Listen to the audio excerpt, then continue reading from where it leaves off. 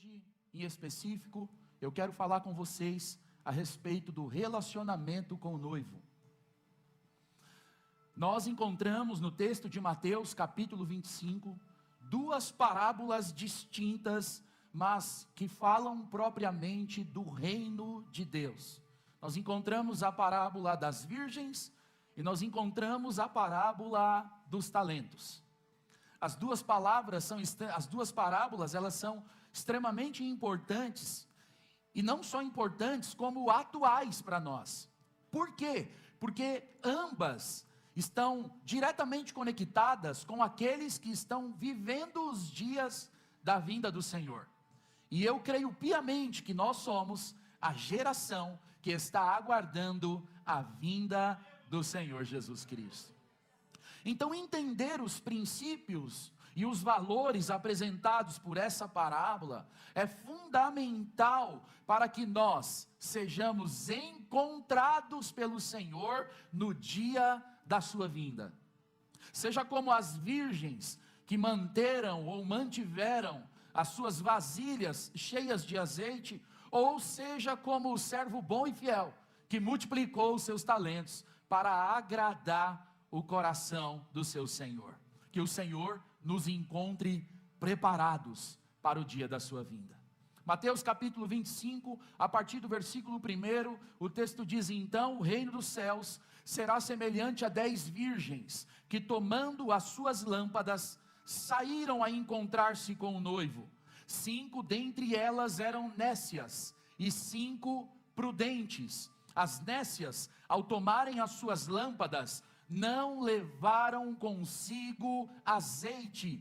No entanto, as prudentes, além das lâmpadas, levaram azeite nas vasilhas. Repete comigo: elas tinham azeite nas vasilhas.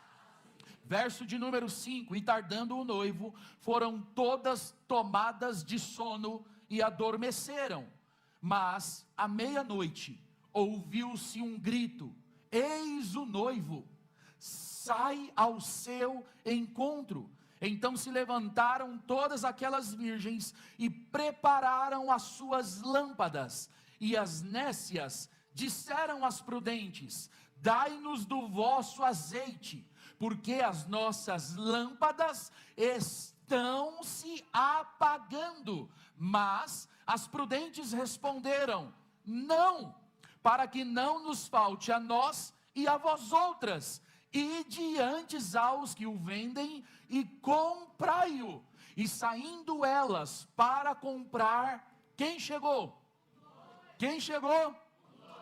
Chegou o noivo, e as que estavam apercebidas entraram com ele para as bodas. As noivas, as virgens apercebidas, entraram com o noivo para as bodas do Cordeiro. O texto não está dizendo que elas entraram para a vida eterna e para a salvação.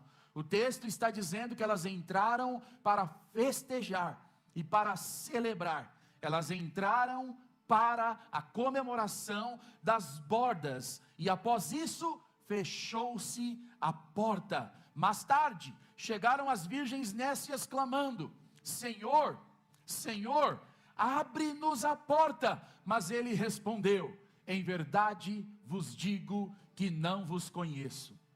Vigiai, pois, porque não sabeis o dia e nem a hora. Que parábola distinta das demais. Ela é, sem dúvidas, uma das parábolas mais complexas que nós temos no Novo Testamento. Aqui na parábola, as virgens referem-se aos crentes, e o noivo é o próprio Jesus. E o tema da parábola específico está conectado com o tempo da volta de Jesus para buscar os crentes. Se vocês observarem, como todas as outras parábolas, essa parábola aqui também tem uma ênfase textual. Toda parábola de Jesus carrega em si uma ênfase, um destaque. aquilo que conecta a verdade espiritual aplicável por meio dela. E nesta parábola, nós também encontramos uma ênfase. E a ênfase desta parábola está conectada não na salvação e nem na perdição, mas está diretamente vinculada ao relacionamento dos crentes com o noivo. Essa parábola tem a ênfase no relacionamento com Jesus, não propriamente na salvação, como muitas vezes pensamos, ou como muitos ainda pensam. Veja, ela não trata de salvação, de perdição, de inferno, ela trata do relacionamento que cada indivíduo cristão deve ter com o seu Senhor Jesus Cristo. Ela é uma parábola profética, ela é uma parábola atual, porque ela envolve a totalidade dos crentes em todas as eras. E essa totalidade tem a sua representatividade aplicada na apresentação do número 10. Veja que os números na palavra de Deus, eles carregam vários significados semelhantes. Muitas vezes eles têm uma conexão parecida, mas com um propósito definido. O número 3 na Bíblia Sagrada, por exemplo, ele vai nos falar a respeito da Santíssima Trindade. Ele vai falar do Deus que é triuno, do Deus que é para o Pai, do Deus que é para o Filho, do Deus que é para o Espírito Santo. Então, todo relacionamento perfeito e toda completude que tem uma conexão com o divino, aponta para o número 3. Nós temos também um destaque no número 7. O número 7 apresenta uma perfeição e completude em relação à ação de Deus com as suas obras.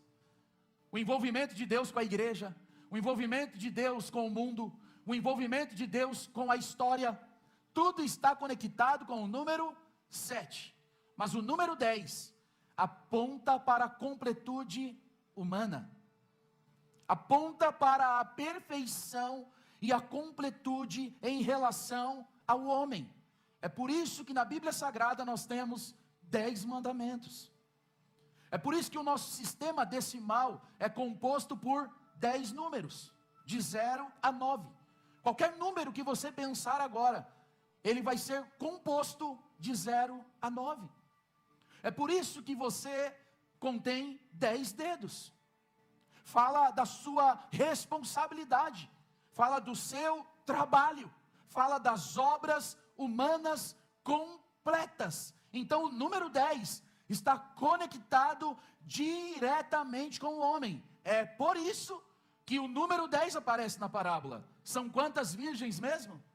São 10 virgens, que apontam para todos os cristãos ao longo das eras. O número 10 representa a plenitude humana da igreja, em todas as épocas, em todas as eras, em todos os tempos. Pensa em um crente em qualquer lugar do mundo e em qualquer época, ele é representado pelo número 10.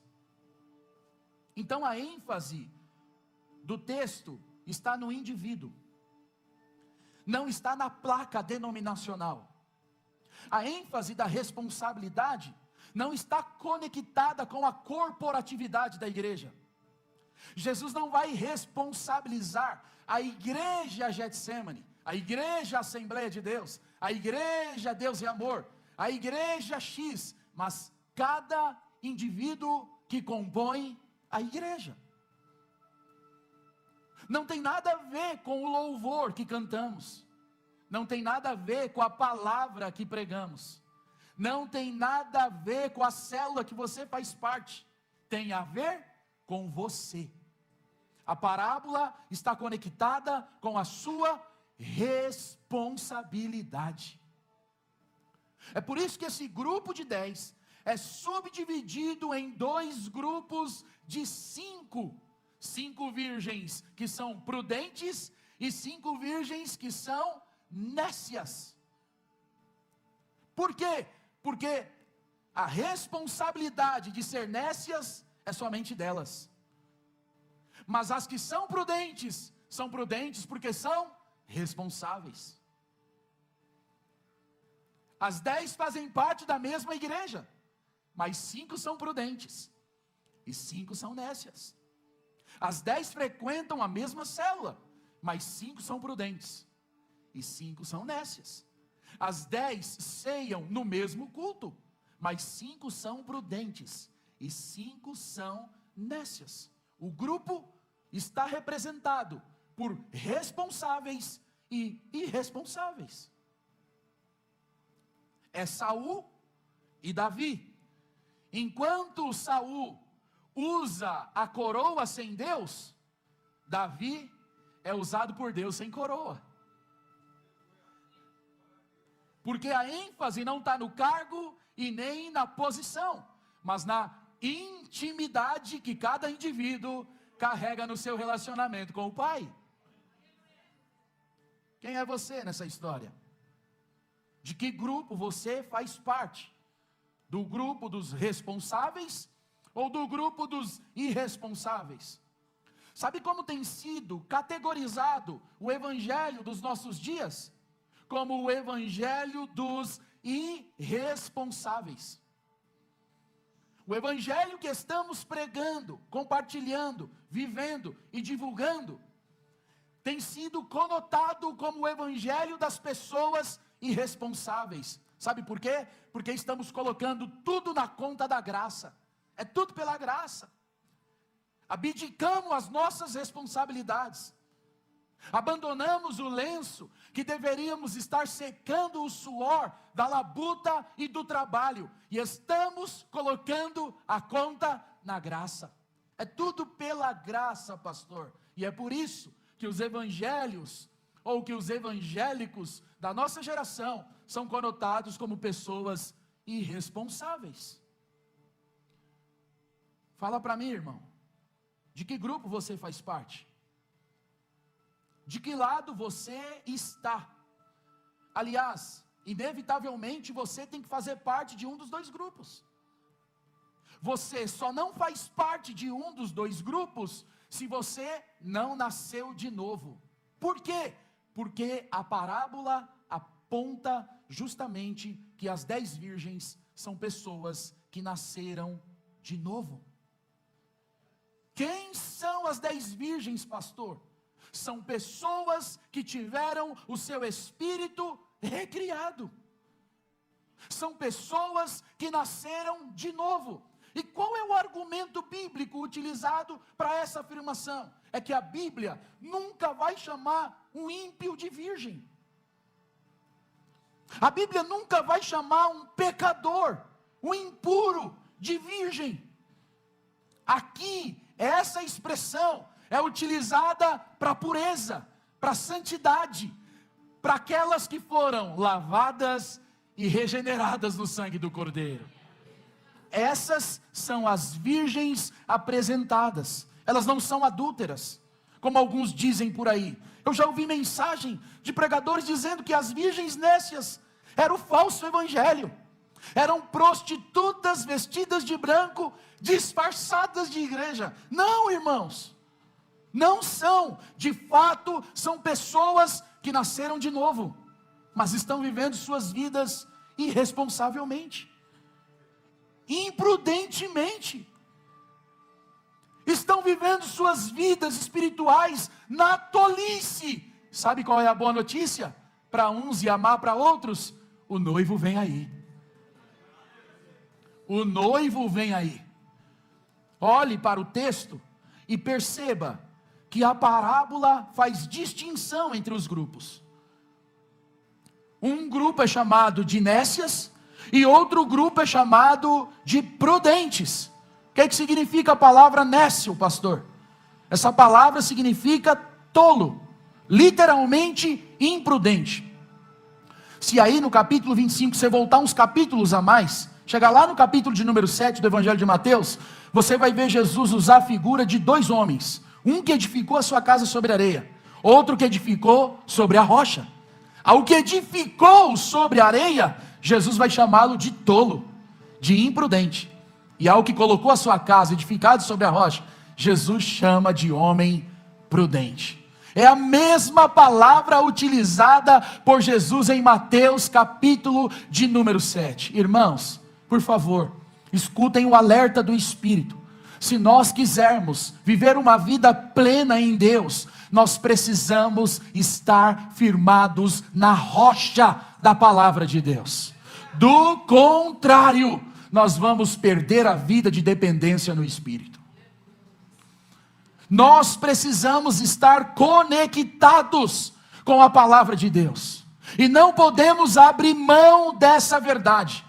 Não importa se formos perseguidos, não importa se formos de alguma forma rejeitados, confrontados, nós devemos continuar sendo radicais na exposição da verdade da palavra de Deus.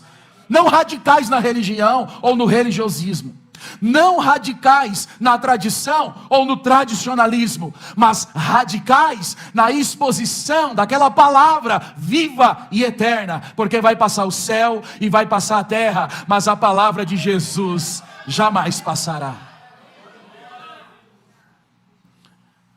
Agora, também é verdade que mesmo assim, muitas vezes nós nos comportamos como nécios, mesmo sendo salvos, mesmo tendo a habitação do Espírito Santo, nós nos comportamos de maneira tola, porque resolvemos fazer as coisas conforme o nosso próprio conceito, baseado na própria lógica humana. Deixa eu abrir um parênteses aqui. Estava meditando essa madrugada sobre isso, quando lia o texto para pregar para os irmãos, e eu dizia assim: Espírito Santo, como os conceitos humanos têm invadido a nossa igreja. Você já percebeu que o nosso culto, a nossa igreja, e a igreja em geral, está permeada por um humanismo, irmão? Você já percebeu as músicas que cantamos, as mensagens que pregamos, a forma que nos comportamos quando somos confrontados ou como somos elogiados? Nós estamos cada vez mais adaptando o evangelho puramente ao humanismo. As palavras que pregamos não falam mais de Deus, não falam mais de Jesus, não falam mais do Espírito Santo, não falam mais do pecado, não falam mais de santidade, não falam mais da igreja, do compromisso, do relacionamento. Só tem que falar que você é vencedor, que você é vitorioso. Quando é essa palavra, o culto é poderoso. Quando é a palavra que fala de você, a seu respeito, que fala que você vai receber a promoção que busca, vai trocar o carro velho por um carro novo, vai sair do aluguel para a casa própria, irmão, nós cremos em tudo isso, mas não podemos dizer que isso é o evangelho em sua cerne. O evangelho aponta para Cristo, então as nossas músicas têm que apontar para Ele também, a nossa mensagem tem que apontar para Ele também.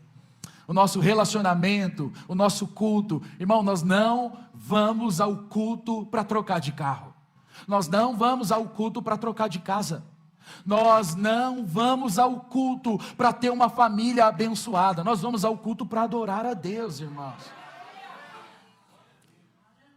Você sabe que esse conceito tem sido assim, tão fortemente impregnado, ainda estou com as aspas abertas, vou fechar já já. Ele tem sido assim, tão impregnado em nosso meio, que nós nos tornamos o avaliador do culto. A gente vem para o culto e fala assim: o culto hoje não foi bom não. Com base do quê? O culto não foi bom. Tem crente que só lê a Bíblia quando ela é exposta aqui na tela. E ele quer julgar a mensagem que foi pregada. A palavra hoje, o pastor não estava ungido não. Não sei porque o louvor, a irmã, os irmãos, passou a semana ouvindo forró, funk, pagodão, e quer julgar o louvor. A vida de oração, ninguém nunca nem viu. Nem seus filhos te vê orar, nem sua esposa, nem seu marido. Mas você julga o termômetro da espiritualidade da igreja. Irmão, isso é questão humana. Você está envolvido com o humanismo. O culto não é para o homem. Quem tem que definir se o culto foi bom ou não é o Espírito Santo. Não somos nós. Então nada que é feito aqui, de fato deveria ser feito para você. Mas nós estamos tão embriagados com esse humanismo perdido, que nós estamos fazendo tudo para o homem. O centro é o homem, o propósito é o homem, a mensagem tem que tocar o homem. Irmão, tudo aqui é teocêntrico, é cristocêntrico, é para o Espírito Santo, não tem nada a ver comigo e com você, tudo tem a ver com o Senhor, igreja. Fecho as aspas para voltar para cá. Por que muitas vezes nós estamos vivendo uma vida sem azeite na lamparina? Porque estamos decididos a viver segundo a lógica humana. E a lógica humana não tem condições de produzir azeite na sua lamparina. Pelo contrário, ela vai exaurir o pouco que você tem. Ela vai esgotar, ela vai roubar. Quando o centro do seu coração é você, o seu azeite se esvai. Mas quando o centro do seu coração é Jesus, a sua lamparina se enche de azeite. Então perceba que nécio, segundo o termo da palavra, é aquele que se deixa ser levado pelo conceito do mundo. Você não pode ser levado pelos conceitos desse mundo caído. Aqui especificamente, nós não encontramos crentes salvos e crentes perdidos, mas encontramos crentes sábios e crentes tolos, crentes prudentes e crentes nécios. Seja verdadeiro. Às vezes você não olha para mim, ou olha para alguém, e encontra umas atitudes imprudentes em nós. Mesmo sendo crente, mesmo tendo o Espírito Santo, às vezes a gente não se comporta de maneira impensada, de maneira tola. A gente não faz umas cagadas assim, daquelas que a gente coça a cabeça e fala, o que eu fiz? Ou você não olha para alguém e fala, meu Deus, como é que esse irmão pode se comportar assim, mesmo sendo um crente salvo? Mesmo sendo um crente salvo, amando a Jesus, amando a igreja, buscando e orando, tem uns comportamentos que é de desconfiar. Tem uns comportamentos que é de você olhar e falar, é crente mesmo? Faz parte do grupo daqueles que vão encontrar com o noivo? Então, perceba, irmão, o ápice da parábola não está conectado na sua salvação, mas no seu relacionamento. Como está o seu relacionamento com o noivo, amado? Como está o seu relacionamento com o Cristo esperado, amado das nações? Como está a sua vida com Deus? E olhando para essa parábola, eu aprendi algumas verdades que apontam que as virgens nécias eram de fato crentes que tinham o Espírito Santo. Primeiro, porque todas elas eram virgens. O texto, já vimos aqui, aponta todas as 10 como virgens. Segundo, todas elas possuíam luz em suas lâmpadas. Observe que nós lemos o texto, no versículo 8, por exemplo, não diz que elas não tinham fogo na lamparina, diz que estava se apagando, mas não que tinha apagado.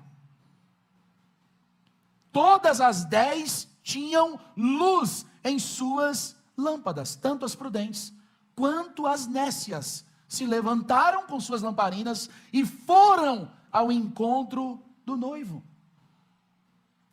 Nós observamos que todas elas se mantiveram virgens do começo ao fim da parábola. Não houve ruptura. Se você olhar, você vai perceber que o estado delas não foi alterado. Durante qualquer período em que Jesus conta, narra, nós não encontramos uma violação da pureza, da sua virgindade. Não houve corrupção. Uma outra coisa que aprendemos é que as 10 dormiram, e não só as nécias, todas dormiram. E dormir na Bíblia tem pelo menos 2 representatividades. Uma é para a apostasia da fé, outra é para a morte. Segundo João capítulo 11, verso 11, foram de Betânia dizer para Jesus que o seu amigo Lázaro estava morto. E Jesus falou, não, ele não está morto, ele só está dormindo. Então a morte é representada também pelo sono, por dormir.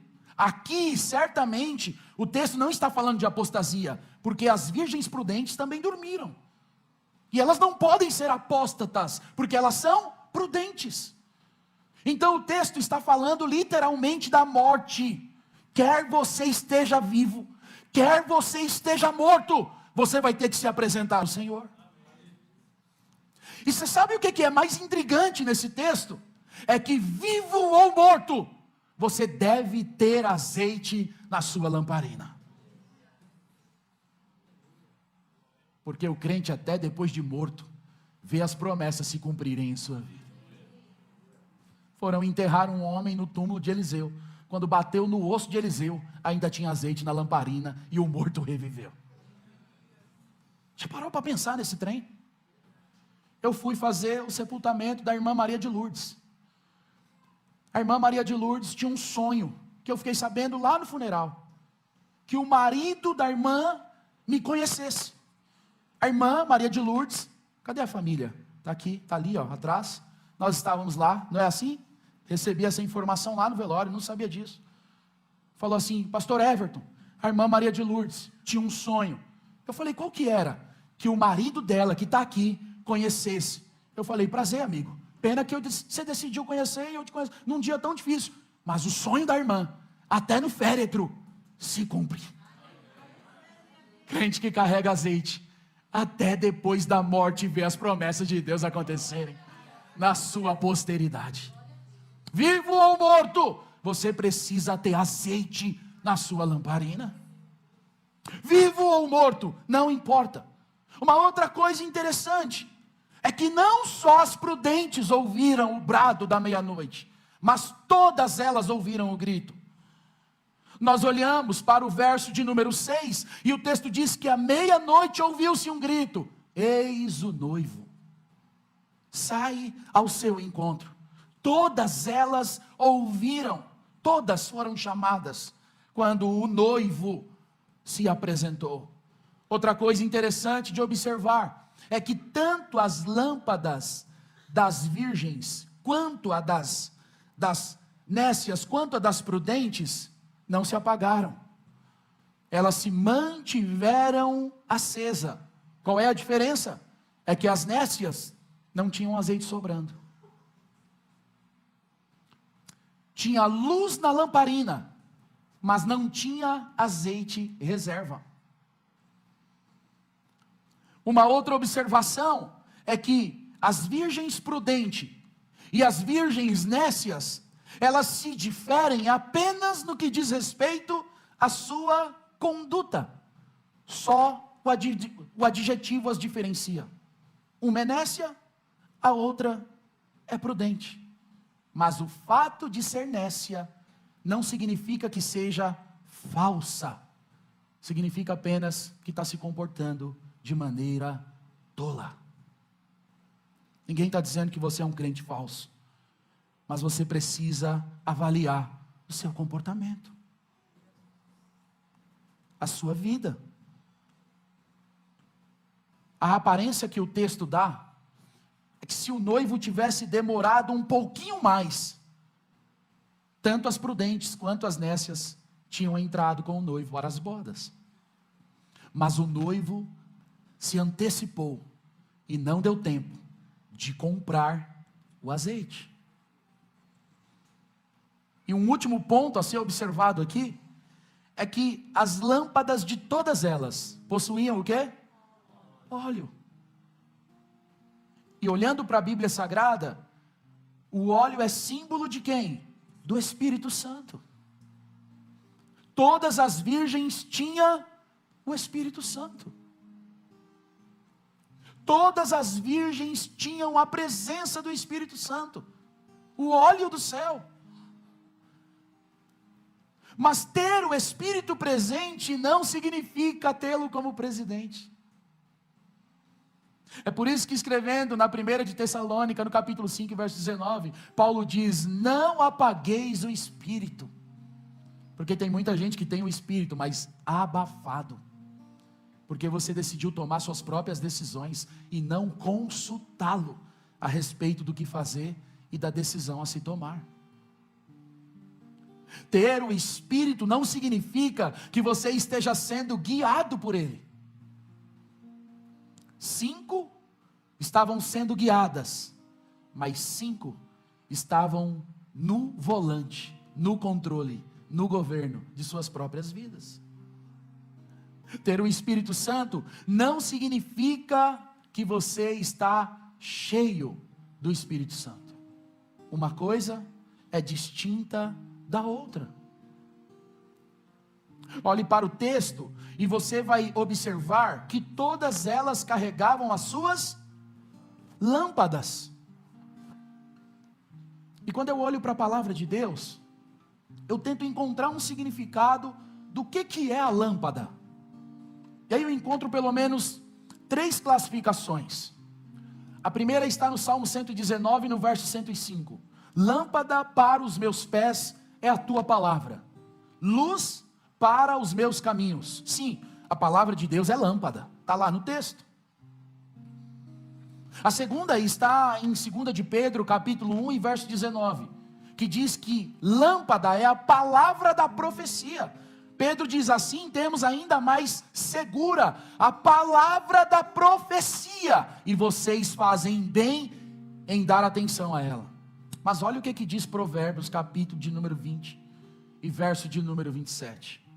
Provérbios 20, 27 diz: o espírito do homem é a lâmpada do Senhor. O espírito do homem é a lâmpada do Senhor. Você é a lâmpada. Você é a lâmpada onde o óleo é inserido. Você e mais ninguém é a lâmpada. Todas as virgens possuíam lâmpada, cuja a utilidade era carregar o óleo dentro de si. Você é a lâmpada. A lâmpada aponta para o seu testemunho, aponta para o seu espírito, aponta para a sua nova vida. Porque quando você não conhecia o Senhor e vivia nos seus delitos e pecados, a Bíblia diz que você estava morto. O seu espírito estava morto. Não havia luz na lâmpada. Mas quando você encontrou com Deus, ou Deus encontrou com você, e Ele recriou o espírito morto que estava dentro de você. Em outras palavras, Ele deu luz à sua lamparina. Ele fez o que estava morto reviver. Você é a lâmpada do Senhor. Você é a lâmpada do Senhor. Mas, deixa eu te dar uma notícia. Não basta manter a lâmpada acesa. Tem que ter azeite de reserva. Tem que ter azeite de reserva. Porque se você olhar para o texto fala justamente do azeite aonde? Nas vasilhas. Fala o lugar do azeite é também nas vasilhas. Fala, eu sou a lâmpada. Eu tenho óleo. Mas a minha vasilha precisa estar cheia de azeite. Deixa eu falar uma coisa para você, amado. Jesus não morreu só para salvar você. Jesus morreu, João 10:10, para dar uma vida abundante para você, e Efésios 5:18, para dar uma vida cheia do Espírito Santo para você. Jesus não morreu apenas para nos salvar, porque no propósito de Deus, pasmem, ser salvo não é o suficiente. Porque todas eram virgens, e todas tinham o Espírito Santo. Ser salvo não é o suficiente. É necessário ter óleo adicional. É necessário ter óleo sobrando. É necessário ter óleo transbordando. E isso nos fala de uma vida cheia do Espírito Santo, irmãos. Isso nos fala de uma vida cheia do Espírito. Eu não posso ter o Espírito apenas como vida. Eu preciso ter o Espírito como poder. E essa é a diferença entre nécias e entre prudentes. As nécias possuem o azeite, que representa a salvação, mas não tem a vasilha cheia, que representa a plenitude do Espírito. Jesus não morreu só para te salvar, mas para dar a você uma vida plena no Espírito Santo. Uma vida plena no Espírito Santo. Você está contente com esse estilo de vida que você está vivendo, amado? Está bom para você? Está satisfatório? Você não acha que precisa de um pouco mais de azeite? Sabe no que nós estamos preocupados? Em sermos pessoas corretas, honestas e zelosas. Tudo isso é legal, mas deixa eu falar uma coisa para você: não é o suficiente. Há um fator preponderante: ser cheio do Espírito Santo. Ser honesto, ser zeloso, ser alguém prudente é o seu dever. Fala da sua responsabilidade. Mas há um outro fator mais importante do que esse: ser cheio do Espírito Santo. Ser cheio do Espírito Santo. Ser cheio do Espírito Santo é o que Deus quer para você. Deixa eu falar outra coisa para escandalizar você. Deus não está preocupado se a sua lâmpada está acesa, mas se tem óleo na sua vasilha.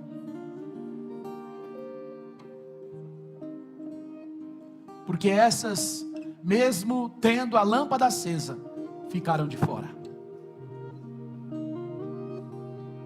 A lâmpada estava acesa, não tinha se apagado, mas quando chegaram, a porta já estava fechada.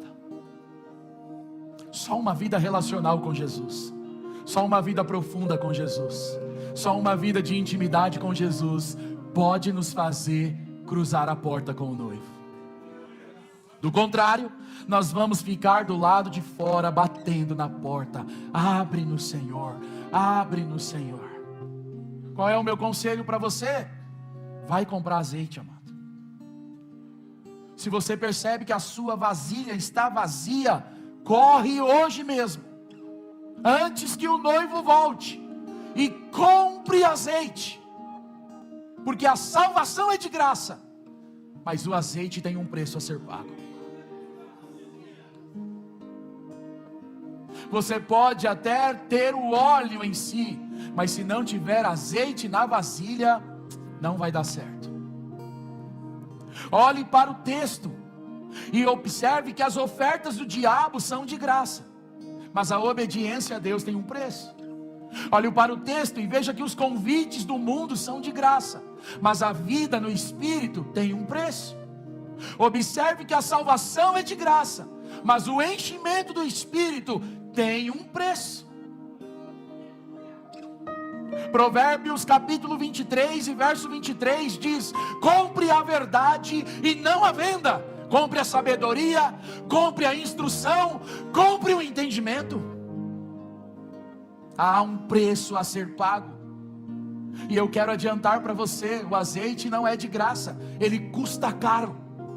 Porque ele custa o preço da renúncia, ele custa o preço do perdão, ele custa o preço da adoração, da entrega, do quebrantamento. O azeite não é de graça. Você precisa pagar o preço, bater, insistir, até que o azeite encha a sua vasilha.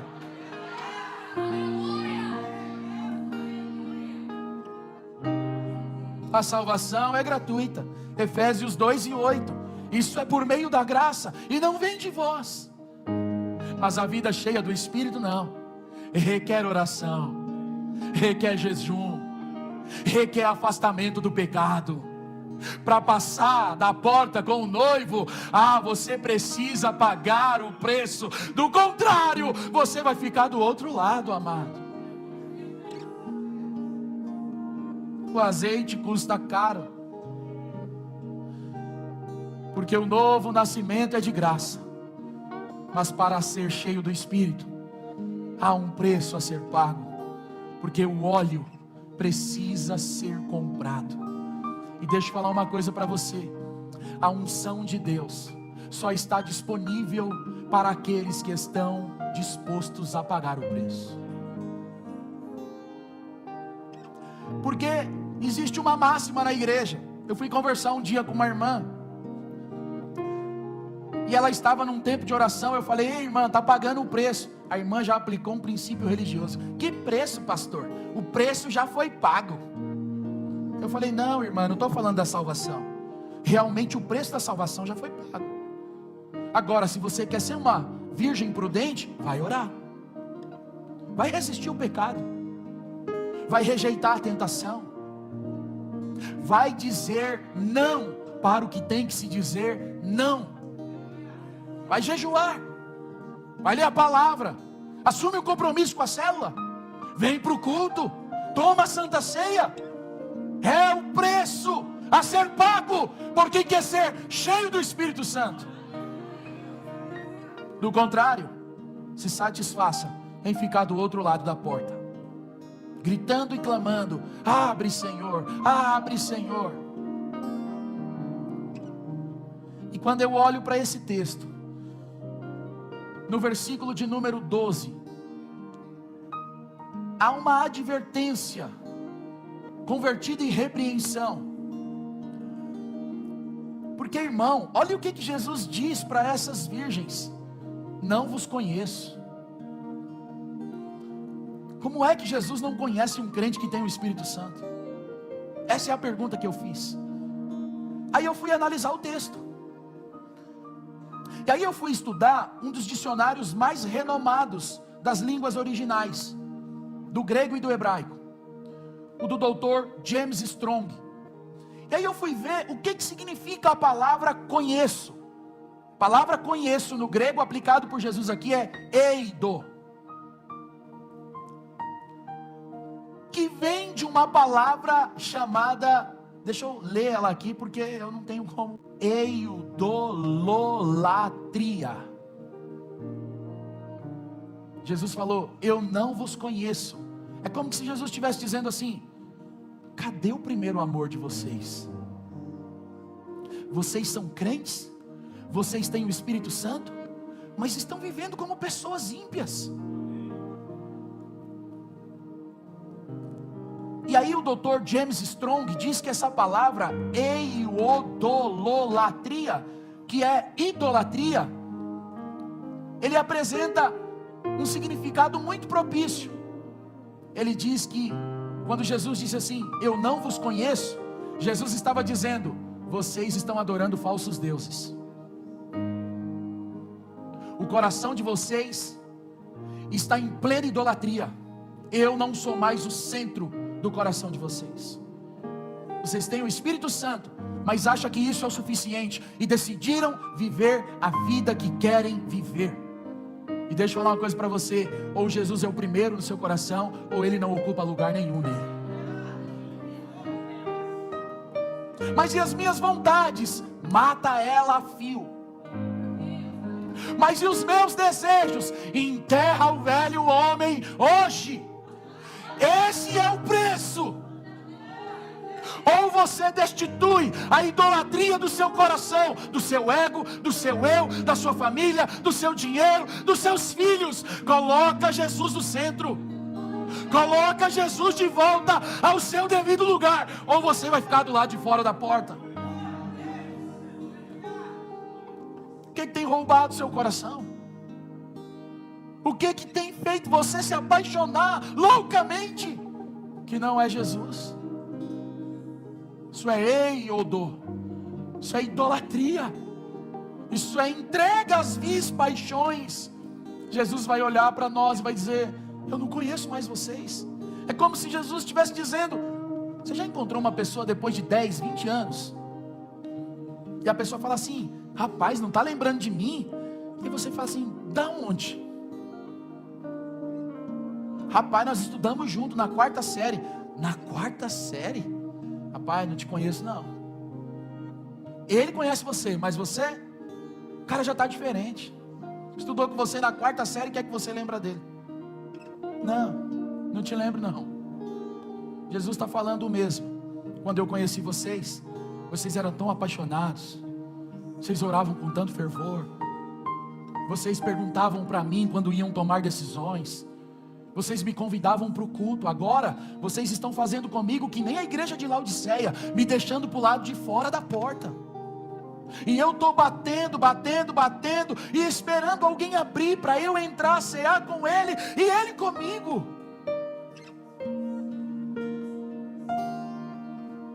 Eu não te conheço.